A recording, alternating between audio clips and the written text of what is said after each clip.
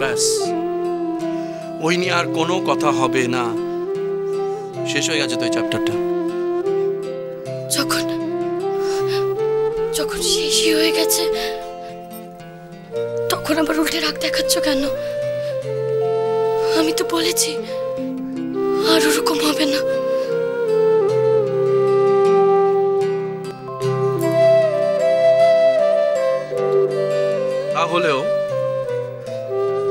তাহলেও তোমাকে শাস্তি পেতে হবে। শাস্তি? কি শাস্তি?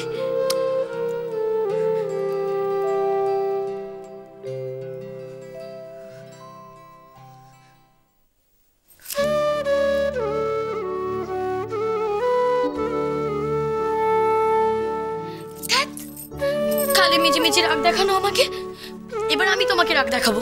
কথাই বলবো না তোমার সাথে। তাই বুঝি? হ্যাঁ, কালে আমাকে ভয় পাওয়ানো। যাও, কথা বলবো না। তোমার উপরে কি রাগ করা যায়?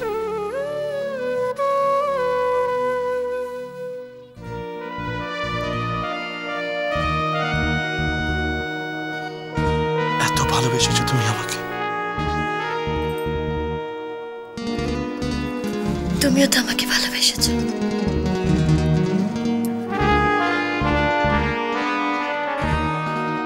আমার জীবন পাত্র উচ্ছলিয়া মাধুরী করেছো দান। আমার জীবন পাত্র উচ্ছলিয়া মাধুরী করেছো দান।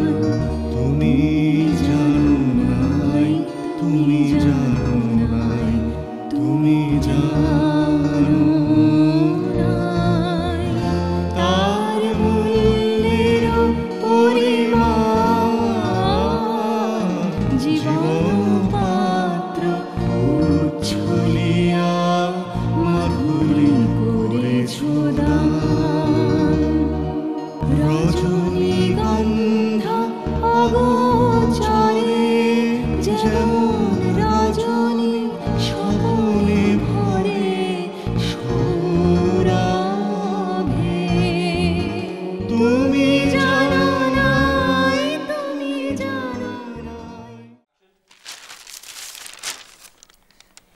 অপর্ণা, কোথায় গেলে? কোথায়?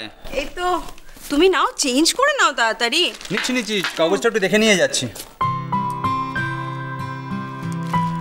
আরে কাগজটা দাও না। আমাকে এতক্ষণ ধরে তাড়া মেরে নিজে এখন কাগজটা পড়া হয়নি সকালে। আরে কাগজ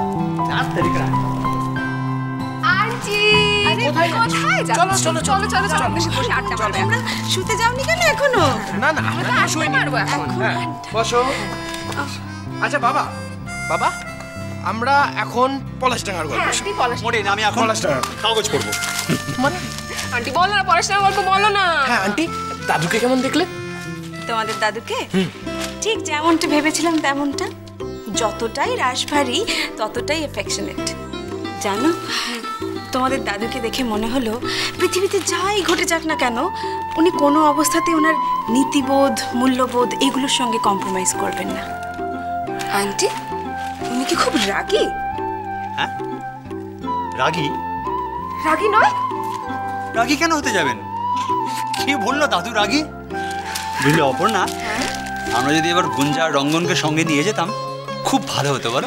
খুব এনজয় করতে ওরা। হ্যাঁ, তোমরা খুব ভুল করেছো আমাদের সাথে না গিয়ে। একদম ঠিক হয়নি। Very sorry. আমারও না দাদাকে দেখে দেখে খুব দাদুর বাড়ি যেতে ইচ্ছে করছে,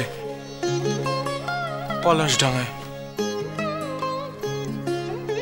কেন ভাই, তোর কি ধারণা যদি তুই পলাশডাঙ্গা যাস তবে তুইও মৌরির মতন কাউকে পাবি, তাই না?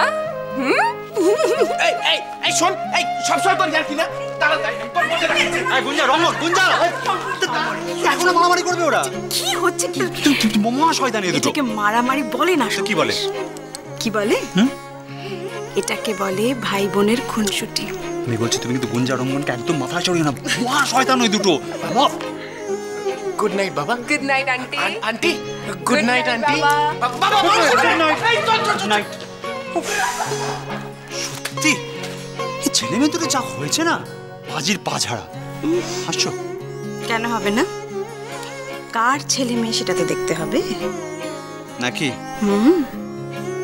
আমি বুঝি পাজি, আর তুমি? ভালো? মোটেই না। সত্যি তুমি শুধু ভালো না, খুব ভালো।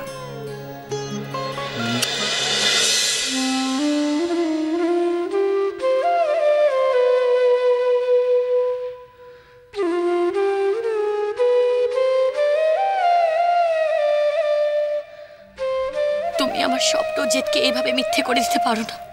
আমি তোমার মাকে বড় মুখ করে কথা দিয়েছি, নিজেকে যোগ্য প্রমাণ করে মাথা উঁচু করে তবেই আমি ওই বাড়িতে ফিরে যাব। যোগ্য নও, যোগ্য নও বলে তোমাকে কম অপমান সহ্য করতে হয়েছে এখানে। আর আমিও তো তোমাকে কম বকাবকি করিনি মৌরি। না না মৌরি, যেটা সত্যি সেটা আমাকে বলে নিতে দাও, না তো আমার মন হালকা হবে না মৌরি। আর পরিস্থিতি আর সময় তো এটা প্রমাণ করেই দিয়েছে যে তুমি আমার থেকে অনেক বেশি যোগ্য। কি বলছো তুমি? এইসব তুমি কি বলছো? আর যাকে ভালোবাসি তার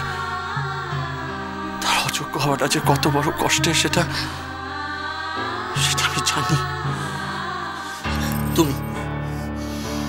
তোমার মনে যদি কোনোদিনও এই কথাটা আসে, কোনোদিনও, তুমি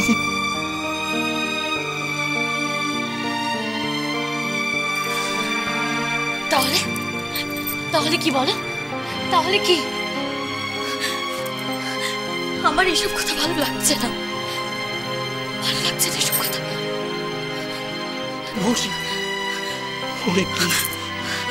আচ্ছা তুমি বলো, আমি এইসব কথা তোমার সাথে শেয়ার করবো না, তা কার কাছে কে বলবো? কার কাছে? তুমি একটু সত্যি কথা বলো। আমি যবে থেকে তোমার কাছে এসেছি, বিয়ের পর থেকে, আমাকে কি তুমি একটু বদলে যেতে দেখেছো? বলো না গো, একটু বদলে গেছি আমি?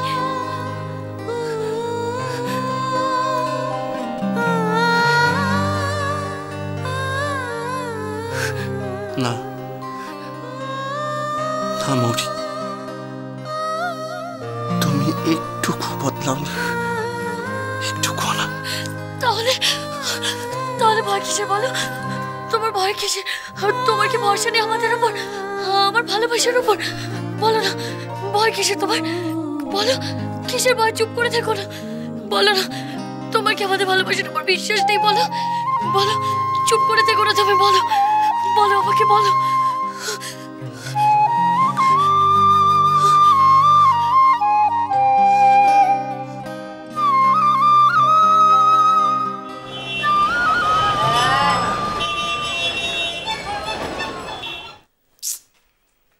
এত লেট হয়ে গেল, রুদ্র এখনো এলো না। ধ্যাৎ, কোথায় চলে গেছে? ভাল লাগে না।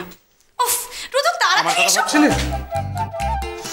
মোটেও না, সবসময় কি আমার তোমার কথা ভাবতে হবে? ভাবছিলে না? তাই বুঝি? বাঁচা আগে। এই কখন থেকে তোমার জন্য ওয়েট করছি, তুমি জানো সেটা? শোনো না, খুব ভালো একটা খবর আছে। আমার কাছে একটা দারুণ নিউজ আছে, কিন্তু আগে আমি। আগে আমি। রুদ্র আগে আমি। আগে আমি। আগে আমি। ওকে, আগে তুমি। ইবিআই অ্যাড এজেন্সি থেকে আমার কন্টাক্ট করেছে, খুব ভালো টাকা ওরা অফার করছে। EBI ad agency? কেন? ওদের বেশ ভালো নাম আছে। খুব ভালো বদনামও আছে। ওরা হুটার লোক ছাটাই করে। আমি তোমায় কিন্তু একটা কথা পরিষ্কার বলে দিচ্ছি, আগে কনফার্ম হবে, তারপর কিন্তু চাকরিটা ছাড়বে, তার আগে নয়। না, সে তো আমি ছাড়বো না। এই, তোমার ভালো খবরটা শুনি।